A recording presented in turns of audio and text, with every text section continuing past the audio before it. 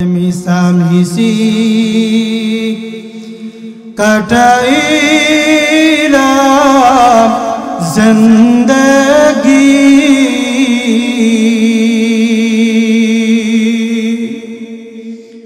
चोखे देखा ना करीलाम बंदगी चोखे देखा ना करीलाम बंदगी करबा बारी करबा करो करबा की जखनी चलिया जाबे प्राण पाखी जखनी चलिया जाबे प्राण पाखी आदर करिया मानुष आल्लाह बानाइया केमने दिबा जहन्नामे फालाइया केमने दिबा जहन्नामे फालाइया तुमी जदि माफ ना करो बंदारे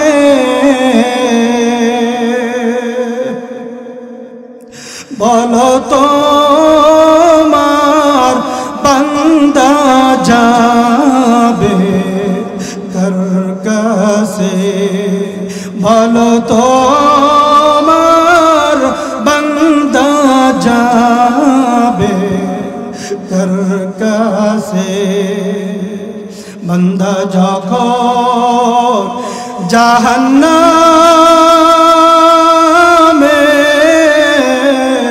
জ্বলিবে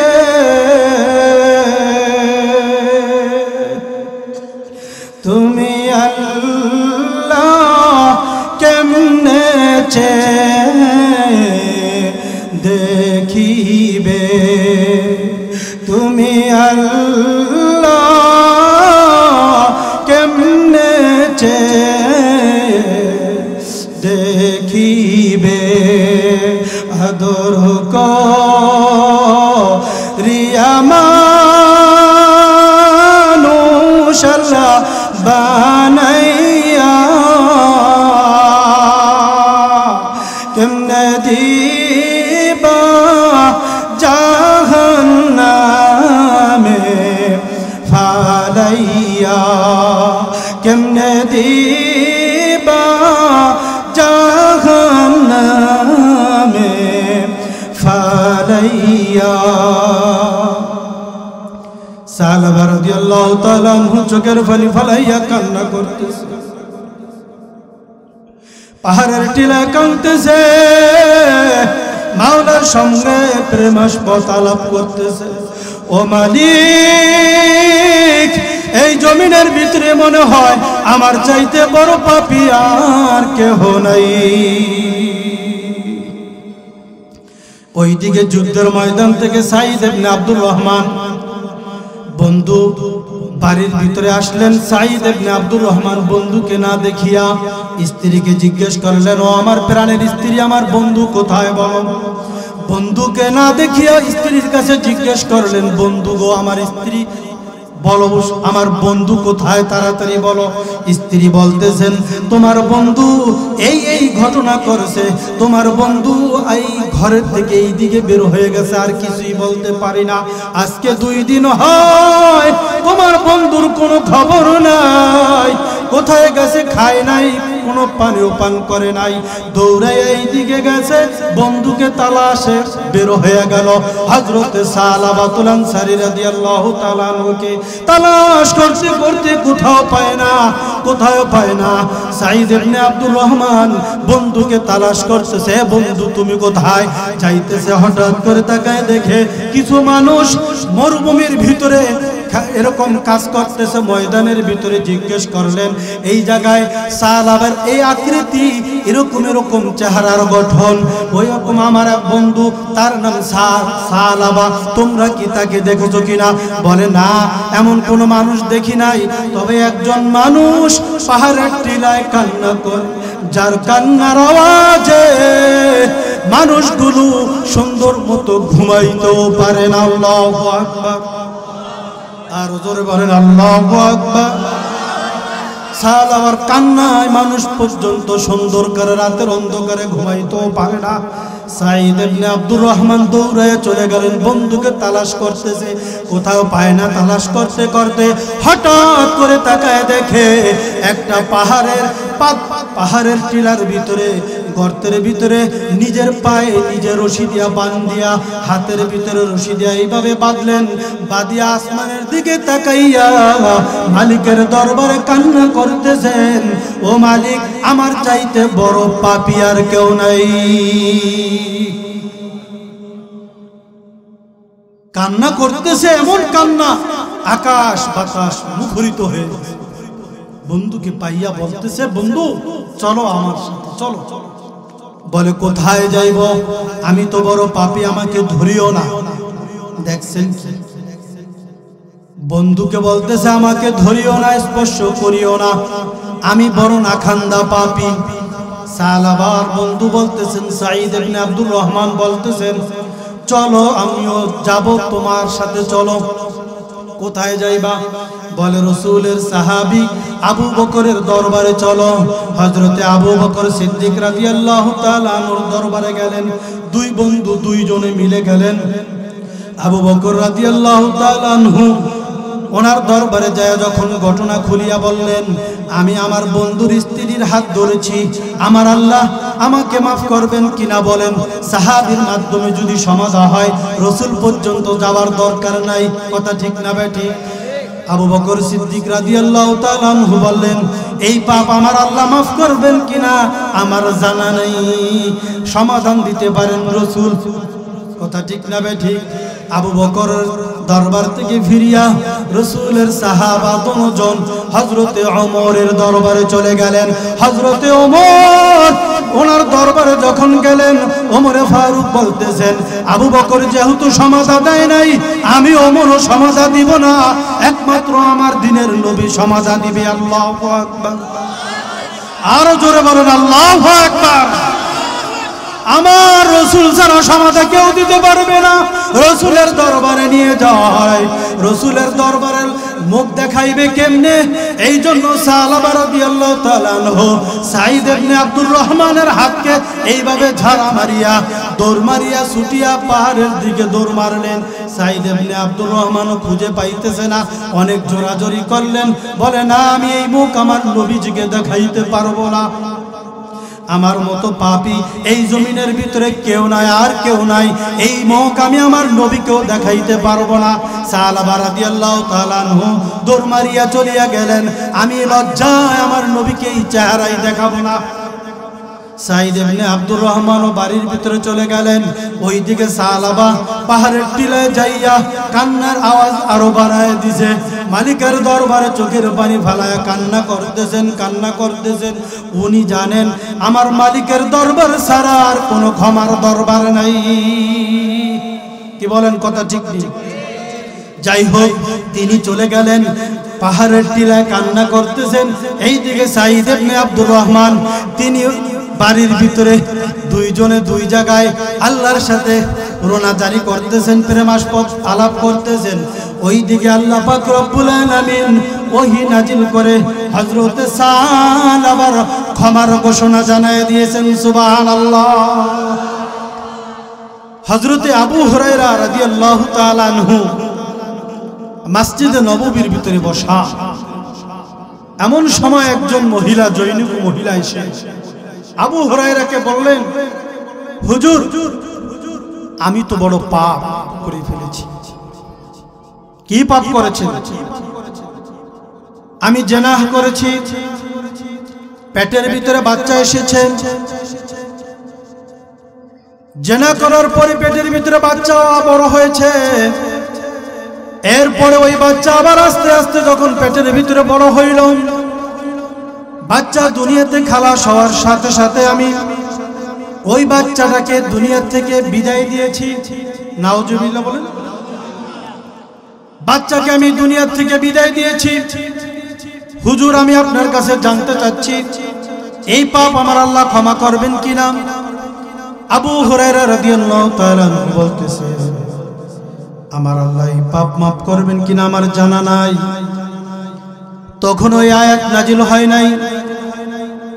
আবু হুরায়রা রাদিয়াল্লাহু তাআলা আনহু বলেন, এই কথা বলতে দেরি আল্লাহর বান্দী নিজের বুকের উপরে এত জোরে আঘাত শুরু করে দিলেন, বুকের উপরে দুই হাত দ্বারা আঘাত শুরু করলেন, মাথার উপরে আঘাত শুরু করলেন, আর চিৎকার করে বলতেছেন, ও মালিক,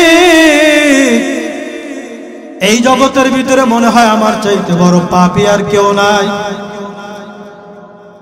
এই কথা বলতে বলতে নিজের বুকের উপরে বুক চাপড়াইতে চাপড়াইতে মজলিস থেকে বের হয়ে গেলেন। আবু হুরায়রা বলেন, আমি নিজের বাসায় চলে গেলাম, বাড়ির ভিতরে চলে গেলাম। বাড়ির ভিতরে যাইয়া নিজের ঘরের ভিতরে ঘুমায়া পড়লাম বিছানায়।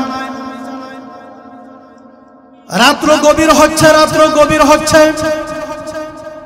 এক পর্যায়ে হঠাৎ করে শোনা গেল মসজিদে নববীর মিনার থেকে আজানের ধ্বনি, আসসালাতু খায়রুম মিনান নাওম।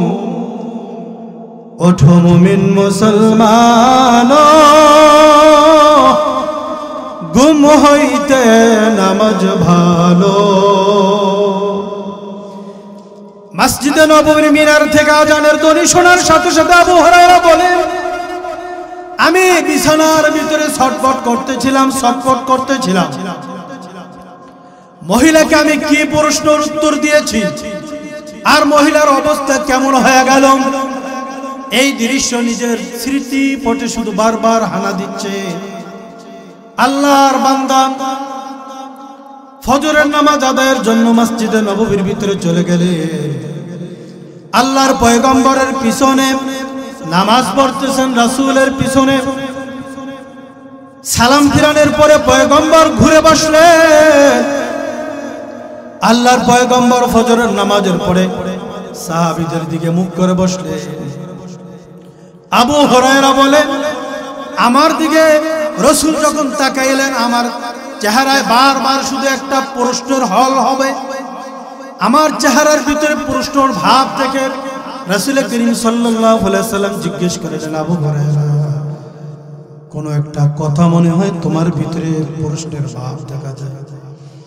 আবু হুরায়রা বলেন, ইয়া রাসূলুল্লাহ, গত রাত আমার কাছে একজন মহিলা আমার কাছে এসেছিল, একটা মাসআলা জিজ্ঞাসা করেছিলেন। কি মাসআলা জিজ্ঞেস করেছিল? বলে জিজ্ঞেস করেছিল, আমি তো জিনা করেছি, বাচ্চা খালাস হওয়ার পরে ওই বাচ্চাটাকেও দ্বিখণ্ডিত করে দিয়েছি। আমি মাসআলা জিজ্ঞেস করছিল আমার কাছে, এই পাপ আমার আল্লাহ মাফ করবেন কিনা? আমি তো উত্তর দিয়েছি, আল্লাহ তোমার এই পাপ মাফ করবে না। হুজুর, এই কথা বলতে দেরি আল্লাহর বান্দি মাথার উপরে আঘাত করেছে, বুকের উপরে আঘাত করেছে। আমার মজলিস থেকে দৌড়াইতে দৌড়াইতে মহিলা ভেগে গেছে।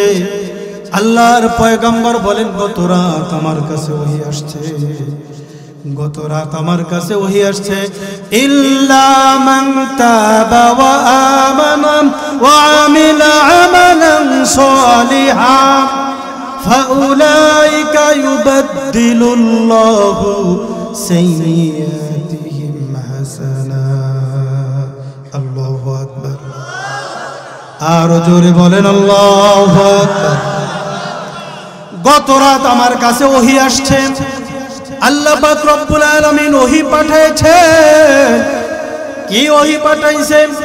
বলে এই জমিনের ভিতরে যত বড় পাপিষ্ঠ বান্দা হোক না কেন, চোর ডাকাত জেনাকার রাহাজানি মক্খর সুদখোর আরো যত বড় পাপিষ্ঠ বান্দা যখন আমি আল্লাহর কাছে ক্ষমা চাই, সারেন্ডার করে পাপের কথা স্মরণ করে ক্ষমা চাই, আমি আল্লাহর কাছে ক্ষমা চাইতে দেরি, আমি আল্লাহ তার জীবনের সব গুনাহ ক্ষমা করতে দেরি করি না।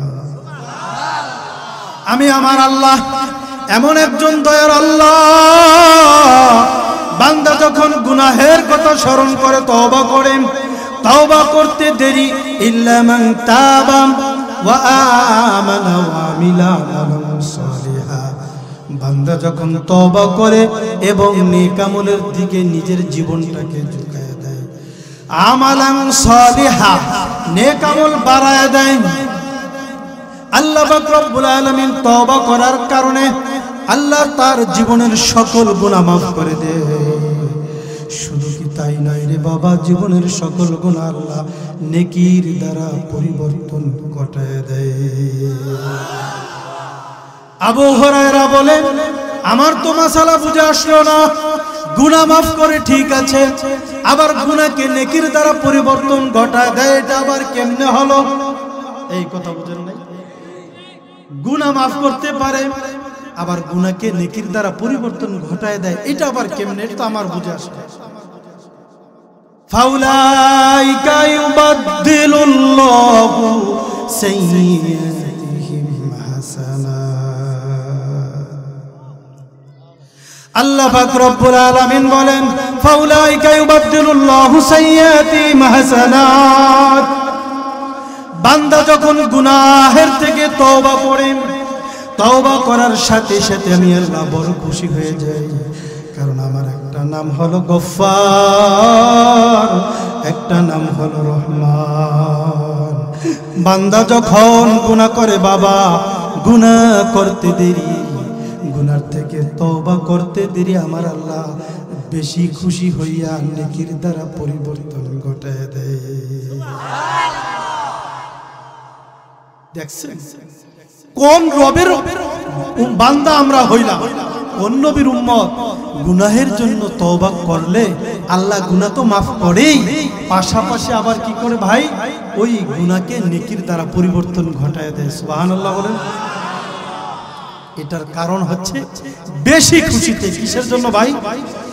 এক ব্যক্তি, মুসলিম শরীফের হাদিসের ভিতরে আসছে, এক ব্যক্তি মরুভূমির ভিতর দিয়ে হাঁটতেছে, যাইতেছে অনেক দূরে, উটের উপরে সাওয়ার হয়ে যাচ্ছে, উটের ভিতরে মস্কের ভিতরে খাবার দাবার খেজুর পানি সব নিয়ে রওনা করছে।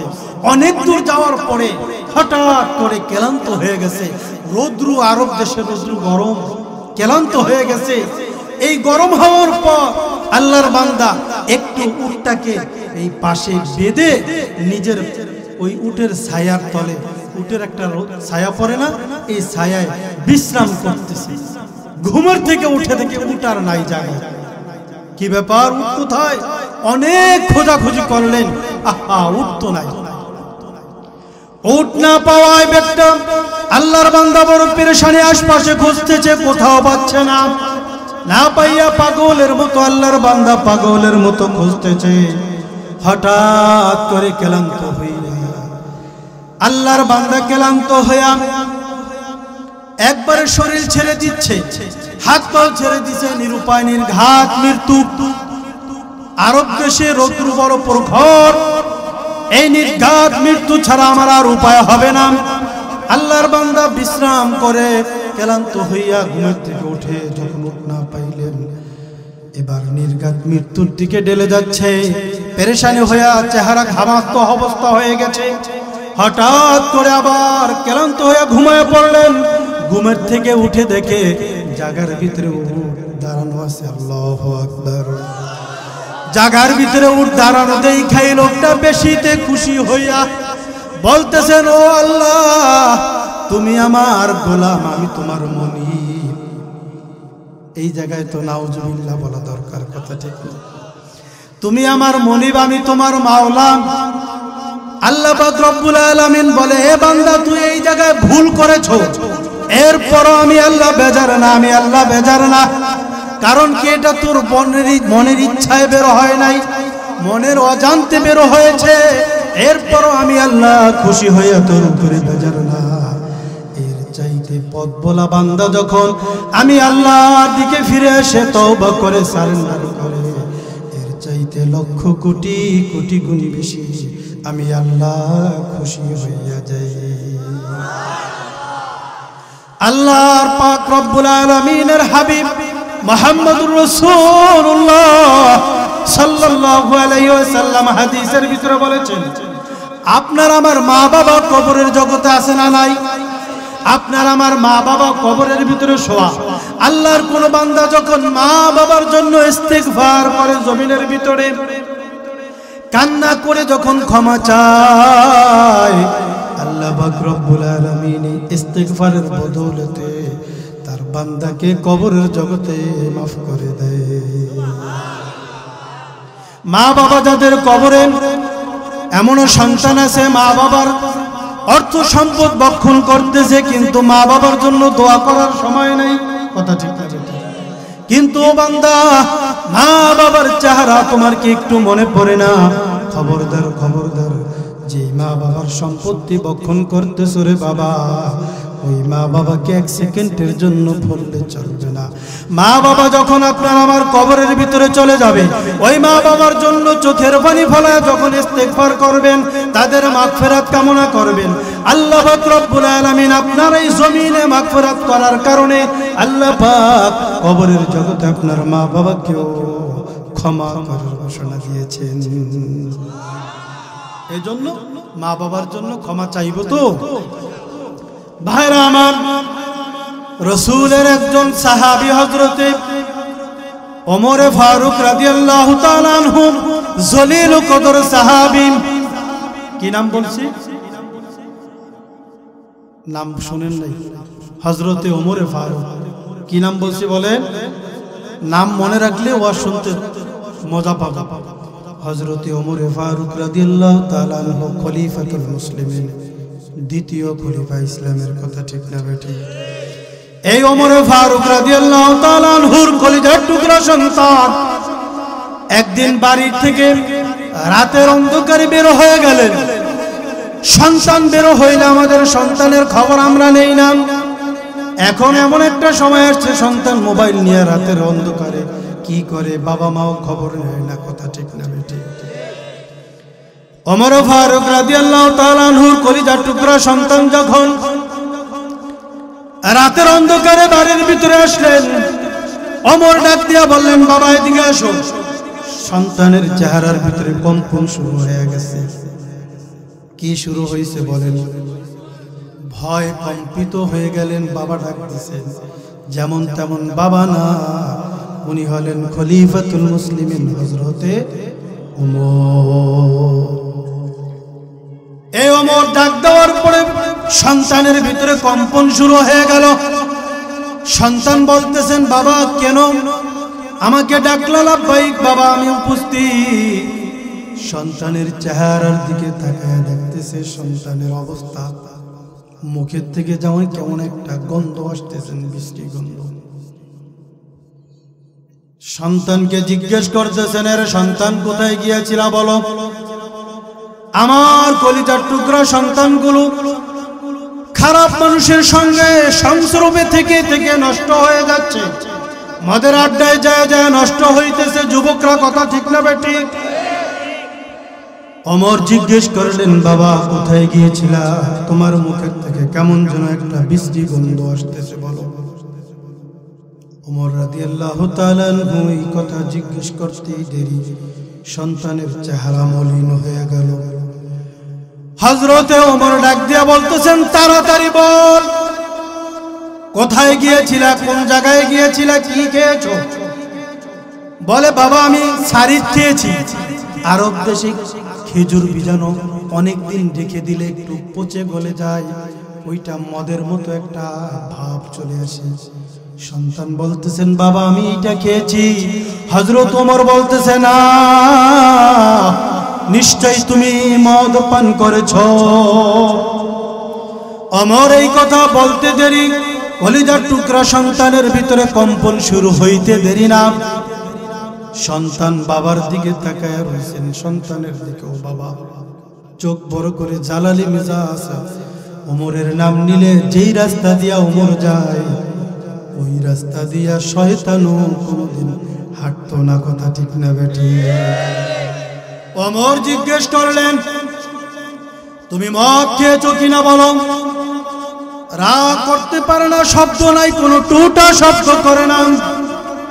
এক পর্যায়ে হযরতে ওমর জল্লাদকে বললেন, তাড়াতাড়ি আসো, চাবুক নিয়ে আসো, সন্তানকে 80টা বেতের আঘাত করো। কয়টা বেতের আঘাত করো?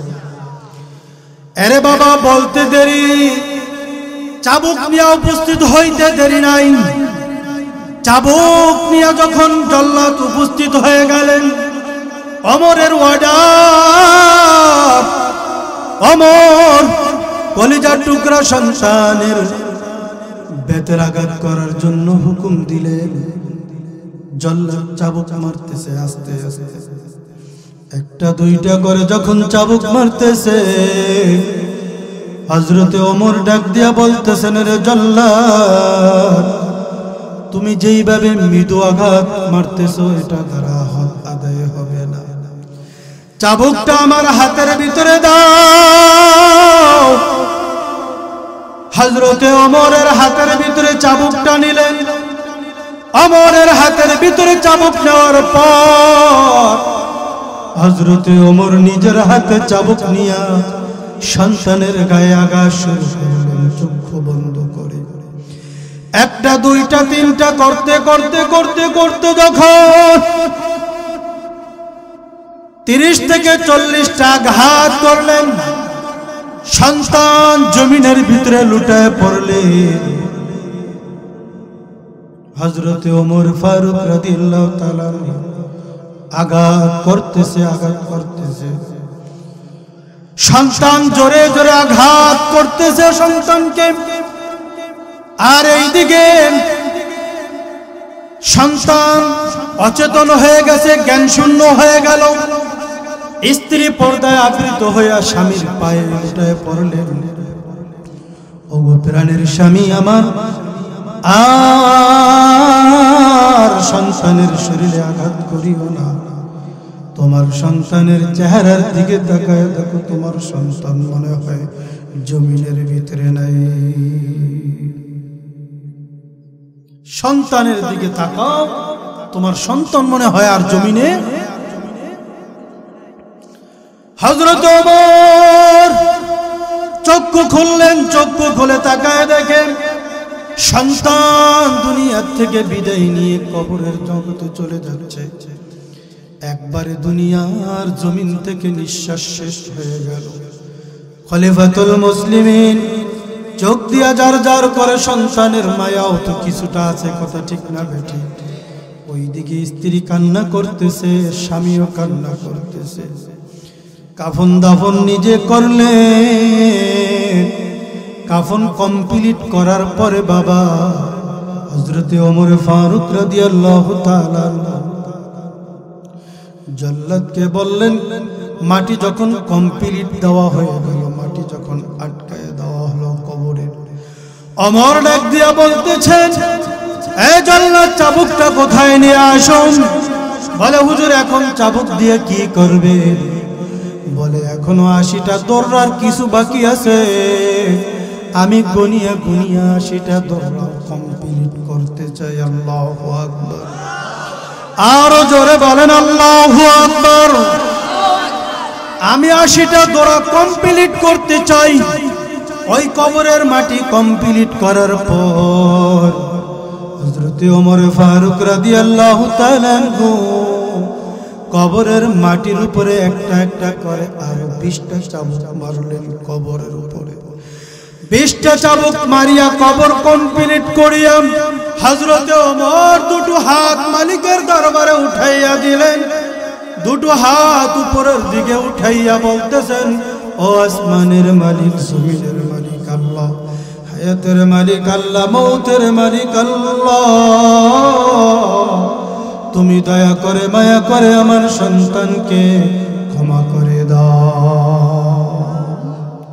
তুমি আমার সন্তানকে মাফ করে দাও।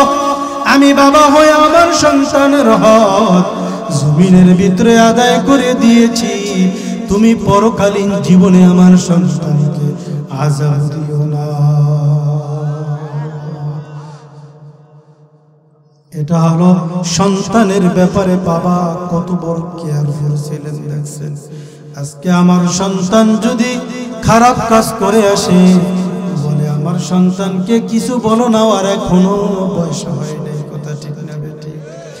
এরপরে ওই সন্তান অপরাধ করতে করতে যখন আরো বড় অপরাধ করে, তখন বাবা মা কেয়ারফুল হইতে গেল কোনো কাজে লাগে না, ঠিক না বেটি? এজন্য দুনিয়া হলো ক্ষণস্থায়ী, আখিরাত হলো চিরস্থায়ী। আপনার আমার আখিরাতের জিন্দেগি হলো মূল মাকসাদ। হায়াতের জিন্দেগির ভিতরে আল্লাহর বান্দারা, আপনারা আমার এই জমিনের ভিতরে যদি আপনারা আমরা হায়াতের জিন্দেগির ভিতরে যদি জীবনটাকে একটু সুন্দর না করেন, আখিরাতের মুখী যদি আপনারা না হন, পরকালীন জীবনে পা রাখলে আরেকটা জগৎ রে বাবা, যেই জগতের শুরু আছে কিন্তু শেষ না, ওই জগৎটা হলো চিরস্থায়ী মাটির ঘর। এজন্য সকলের ওই মাটির ঘরে যেতে হবে, ঠিক না? জীবনটাকে একটু পরিবর্তন ঘটায় দেওয়া দরকার। এমন কোন মানুষ নাই এই মজলিসের ভিতরে কেউ বলতে পারবেন না যার জীবনে কোনো গুনাহ নাই, কথা বলেন ঠিক না? ঠিক, ছোট হোক কম হোক বেশি হোক, জীবনে গুনাহের অভাব নাই, আছে না নাই? এমনও অনেক মানুষ আছে এই মজলিসের ভিতরে গোপনে পাপ করছেন। এমন পাপ করেছি গোপনে, আমার জমিনবাসী, আমার পাড়া প্রতিবেশী যদি জানে, এই জমিনের ভিতরে আমাকে জায়গা দিবে না, কথা ঠিক না বেঠি? আসেনি ভাই? আমার পাপের খবর যদি জমিনবাসী জানে, আমার পাড়া প্রতিবেশী জানে, আমাকে জমিনে জাগাই, কথা ঠিক? এরপরও জমিনের উপরে বুক ফুলায় চলতেছি, আমার মতো আবার কে আছে? বুঝেন নাই? কিছু ভদ্রলোক আছে না, আসলে তারা ভদ্রলোক, একটু ফিটফাট হয়ে চলতে চায়, কিন্তু ভিতরে সদস্য, কথা বোঝেন না? উপর দেওয়া মনে হয় কেমন যেন কত ভাব, মরে গেলে সব শেষ। ভাইরা আমার, আল্লাহ পাক মুহাম্মদ রাসূলুল্লাহ সাল্লাল্লাহু আলাইহি ওয়াসাল্লামের মাধ্যমে সাহাবায়ে কেরামের জীবনকে রঙায়েছেন। সাহাবায়ে কেরাম রাসূলের সংস্পর্শে থেকে সাহাবায়ে কেরামের জীবনও ধন্য হয়েছে। রাসূলের একজন সাহাবী ছিলেন সালাবাতুল আনসারী রাদিয়াল্লাহু তাআলা আনহু, তার বাড়ি হলেন মদিনায়। আরেকজন ওনার এই বন্ধু ছিলেন সাঈদ ইবনে আব্দুর রহমান, এনার বাড়ি হলেন মক্কায়। দুইজনে খুব ঘনিষ্ঠ বন্ধুত্ব। তাবুকের যুদ্ধের দিন যুদ্ধের দামামা বেজে গেল।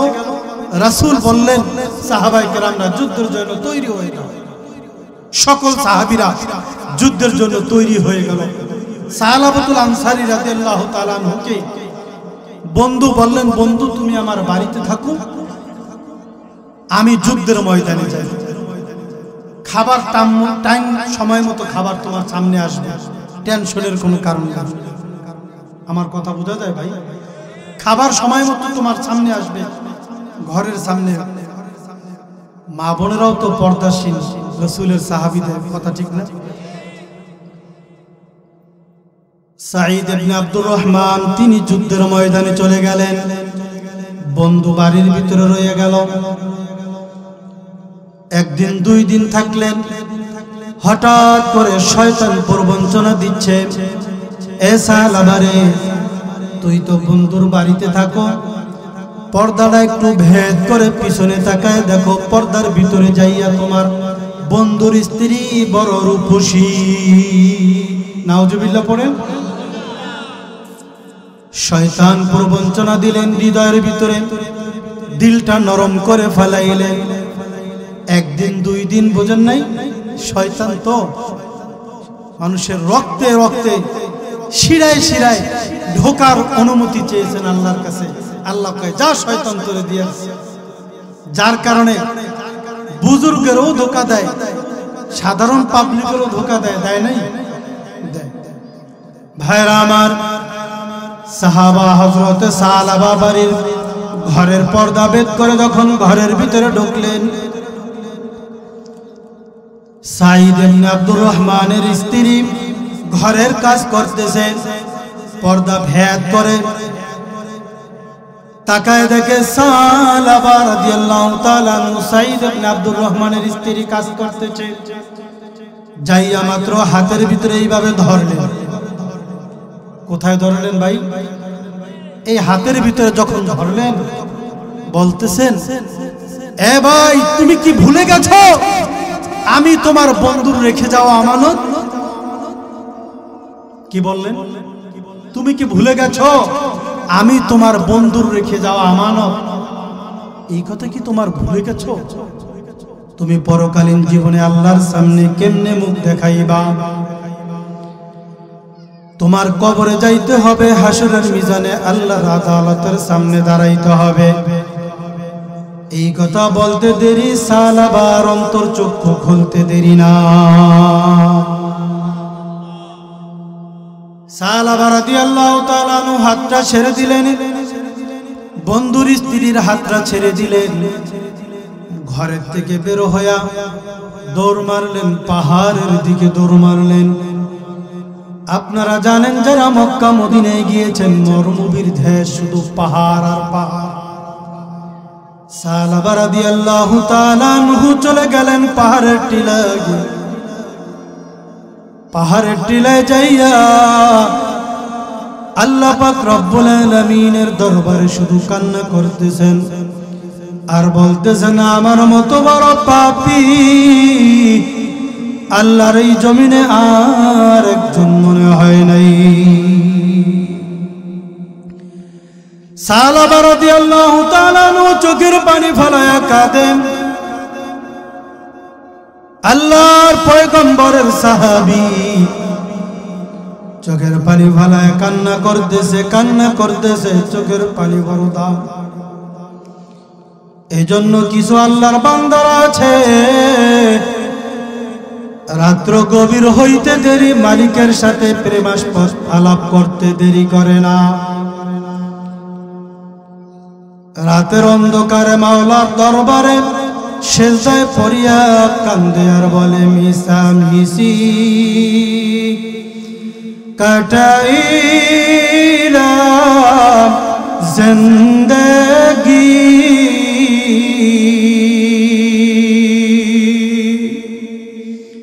চোখে দেখা না করিলাম বন্দেগি, চোখে দেখা না করিলাম বন্দেগি। করবা বারি করবা করবা কি, যখনই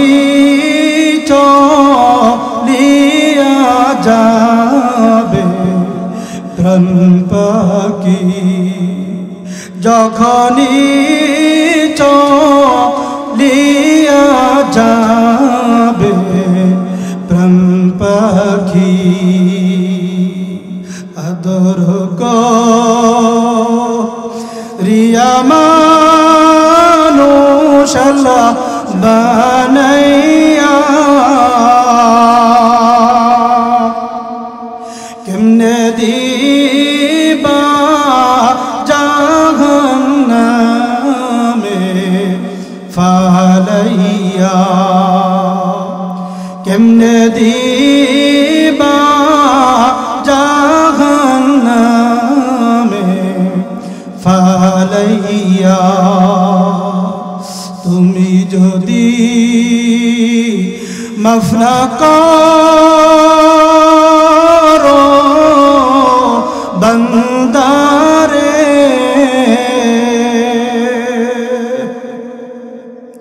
বলো তোমার বান্দা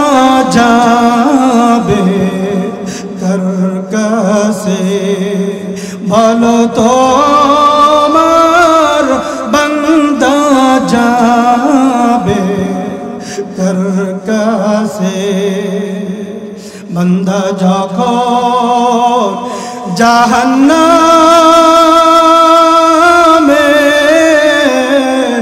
জ্বলিবে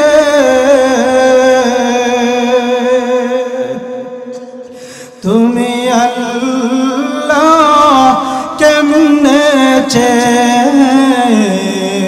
দেখিবে তুমি আল্লাহ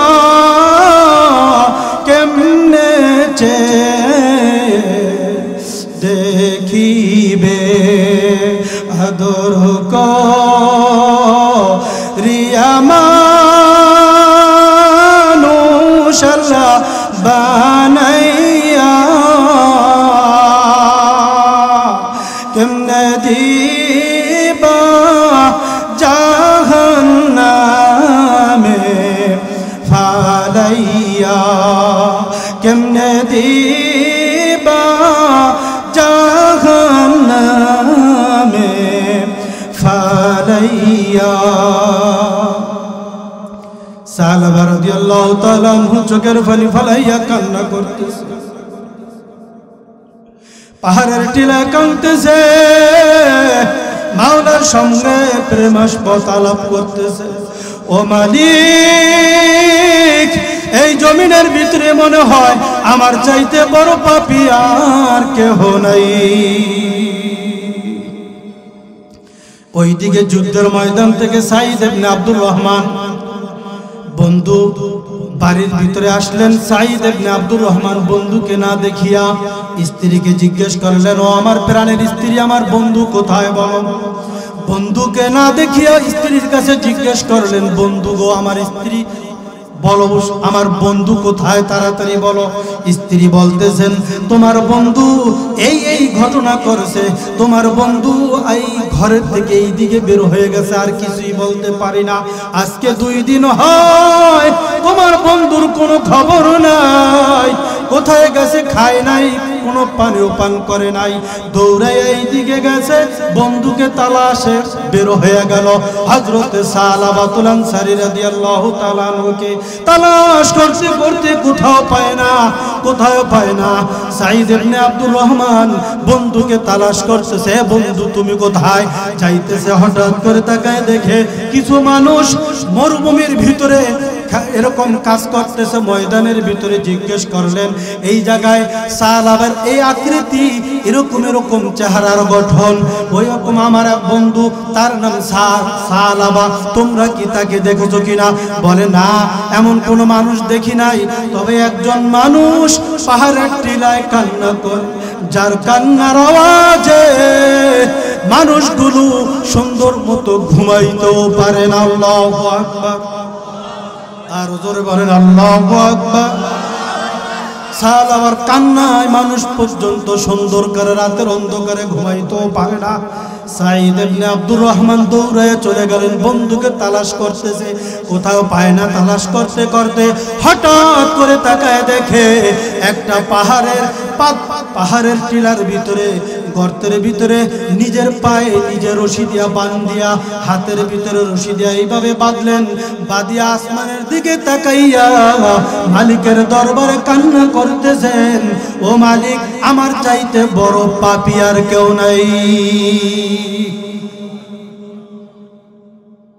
কান্না করতেছে এমন কান্না আকাশ বাতাস মুখরিত হয়ে বন্ধুকে পাইয়া বলতেছে বন্ধু চলো আমার সাথে চলো বলে কোথায় যাইব আমি তো বড় পাপী আমাকে ধরিও না দেখছেন বন্ধুকে বলতেছে আমাকে ধরিও না স্পর্শ করিও না আমি বড় নাখান্দা পাপী সালাবার বন্ধু বলতেছেন সাঈদ ইবনে আব্দুর রহমান বলতেছেন চলো আমিও যাব তোমার সাথে চলো কোথায় যাইবা বলে রাসূলের সাহাবী আবু বকরের দরবারে চলো হযরতে আবু বকর সিদ্দিক রাদিয়াল্লাহু তাআলা আনহুর দরবারে গেলেন দুই বন্ধু দুইজনে মিলে গেলেন আবু বকর রাদিয়াল্লাহু তাআলা আনহু ওনার দরবারে যায় যখন ঘটনা খুলিয়া বললেন, আমি আমার বন্ধুর স্ত্রীর হাত ধরেছি, আমার আল্লাহ আমাকে মাফ করবেন কিনা বলেন।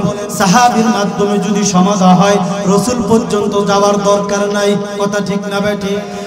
আবু বকর সিদ্দিক রাদিয়াল্লাহু তাআলা আনহু বললেন, এই পাপ আমার আল্লাহ মাফ করবেন কিনা আমার জানা নেই, সমাধান দিতে পারেন রাসূল, কথা ঠিক না বেঠিক? আবু বকর দরবার থেকে ফিরিয়া রাসূলের সাহাবা দুজন হযরতে ওমরের দরবারে চলে গেলেন। হযরতে ওমর ওনার দরবারে যখন গেলেন, ওমরে ফারুক বলতেছেন, আবু বকর যেহেতু সমাধা দেয় নাই, আমি ওমরও সমাধা দিব না, একমাত্র আমার দিনের নবী সমাধা দিবে। আল্লাহু আকবার, আরো জোরে বলেন আল্লাহু আকবার। আমার রাসূল ছাড়া সমাধা কেউ দিতে পারবে না। রাসূলের দরবারে নিয়ে যাওয়া হয়, রাসূলের দরবারের মুখ দেখাইবে কেমনে? এই জন্য সাহাবা রাদিয়াল্লাহু তাআলা আনহু সাঈদ ইবনে আব্দুর রহমানের হাতকে এইভাবে ঝাড়া মারিয়া দৌড় মারিয়া ছুটিয়া পাহাড়ের দিকে দৌড় মারলেন। সাঈদ ইবনে আব্দুর রহমানও খুঁজে পাইতেছে না, অনেক জোরাজোরি করলেন, বলে না আমি এই মুখ আমার নবীজিকে দেখাইতে পারবো না, আমার মতো পাপী এই জমিনের ভিতরে কেউ নাই, আর কেউ নাই, এই মুখ আমি আমার নবীকেও দেখাইতে পারবো না। সাহাবা রাদিয়াল্লাহু তাআলা আনহু দৌড় মারিয়া চলিয়া গেলেন, আমি লজ্জায় আমার নবীকে এই চেহারাই দেখাবো না। সাঈদ ইবনে আব্দুর রহমানও বাড়ির ভিতরে চলে গেলেন। ওইদিকে সাহাবা পাহাড়ের টিলায় যাইয়া কান্নার আওয়াজ আরো বাড়ায় দিছে, মালিকের দরবারে চোখের পানি ফালায়া কান্না করতেছেন। উনি জানেন আমার মালিকের দরবার ছাড়া আর কোনো ক্ষমার দরবার নাই, কি বলেন, কথা ঠিক নেই? যাই হোক, তিনি চলে গেলেন, পাহাড়ের টিলায় কান্না করতেছেন। এইদিকে সাঈদ ইবনে আব্দুর রহমান তিনি বাড়ির ভিতরে দুইজনে দুই জায়গায় আল্লাহর সাথে রোনাজারি করতেছেন, প্রেমাস্পদ আলাপ করতেছেন। ওইদিকে আল্লাহ পাক রব্বুল আলামিন ওহী নাজিল করে হযরতে সালাবার ক্ষমার ঘোষণা জানায় দিয়েছেন। সুবহানাল্লাহ, সালাবার ক্ষমার ঘোষণা জানায় দিয়েছে, আমি আমার সালাবাকে কবুল করে নিয়েছি। সুবহানাল্লাহ। সাহাবা রাদিয়াল্লাহু তাআলা আনহু খবর ঘোষণা আমার নবীজি পাইলেন। নবীজি যখন এই সংবাদ পাইলেন, সাঈদ ইবনে আব্দুর রহমানকে বললেন, এ সাহাবার খবর কই, উনি কোথায় গেছে? বলে সাহাবা তো এই দিকে গেছে। বলে সাহাবাকে খুঁজে বের করো, আমার আল্লাহ রব্বুল আলামিন সাহাবার ক্ষমার ঘোষণা দিয়েছে। সাহাবাকে খুঁজে বের করতেছে, কোথাও পাইতেছে না। আবার পাহাড়ের টিলায়, ওই পাহাড়ে গেলেন পায় নাই, আরেক পাহাড়ে গেলেন পায় নাই, এমনি ভাবে খুঁজতে খুঁজতে অনেক দূরে যাইয়া দেখে সাহাবা এই নিজের গলার সাথে রশি লাগাইয়া দিয়া উপরের দিকে তাকাইয়া মাটির দিকে এইভাবে মাটির উপরে নিজের হাত দ্বারা আঘাত করতেছে আর বলতেছেন, ও মালিক, এই জমিনের ভিতরে মনে হয় আমার চাইতে বড় পাপী আর কেউ নাই। এইভাবে চিৎকার করে করে কান্না করতেছে সাঈদ ইবনে আব্দুর রহমান। সাহাবা রাদিয়াল্লাহু তাআলা হাতের ভিতরে যায় ধরলেন, বলে চলো চলো চলো, আমার বন্ধু মুহাম্মদুর রাসূলুল্লাহ সাল্লাল্লাহু আলাইহি সাল্লাম তোমাকে সহ বলেছেন ক্ষমার ঘোষণার কথা, চলো রাসূলের দরবারে চলো। তারা দুজনে রাসূলের দরবারে আসতেছেন।